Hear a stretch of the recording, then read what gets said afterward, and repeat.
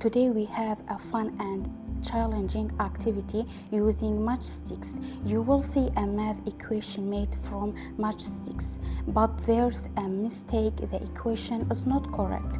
Your task is to look carefully and fix the equation by moving only one matchstick. Hello, my name is Ali. Let's start. 6 plus 9 equals 6. This sentence is not correct, so I'll remove this one.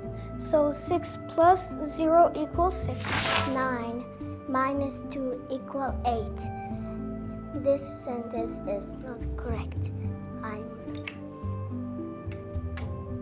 8 minus 2 equals 6. 4 minus 1 equals 6. This sentence isn't right. 4 plus 1 equals 5. 1 minus 0 equals 7. This sentence is not correct. 1 plus 0 equals 1.